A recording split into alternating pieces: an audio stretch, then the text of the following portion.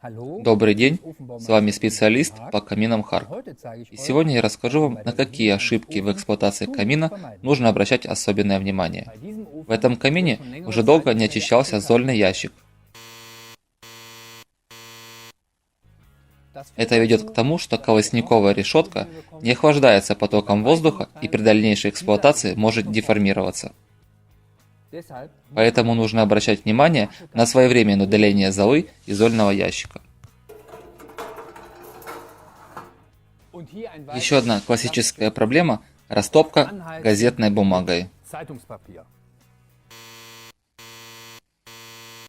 Проблема с газетной бумагой очевидна.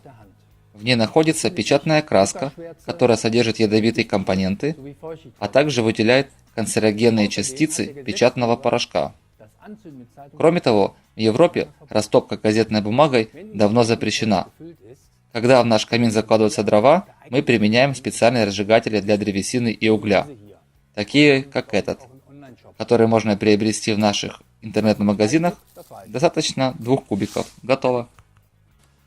Кроме того, печь не является прибором для сжигания мусора.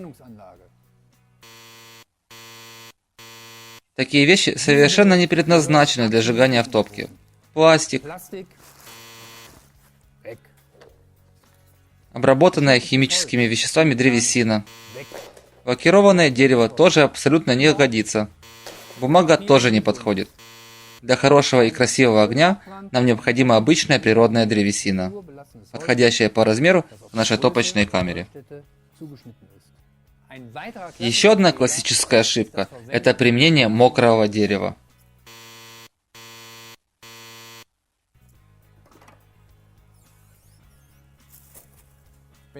Когда дерево слишком влажное, то есть содержит более 20% воды, процесс горения выглядит таким образом. Очень хорошо видно, насколько неэффективно сгорает древесина. Она не дает жар, идет повышенное дымообразование. Футировка топочной камеры покрывается черным нагаром, стекло дверцы закапчивается. Так огонь не должен гореть ни в коем случае. Чтобы достичь такого красивого горения, нужно использовать дерево, высушенное естественным образом и имеющее остаточное содержание влаги менее 20%. Кроме того, оно должно соответствовать размерам топки и не быть слишком длинным, как вот это полено. Итак, на сегодня все. Я надеюсь, мои советы помогут вам. И прощаюсь до следующего раза. Ваш специалист по каминам Харк.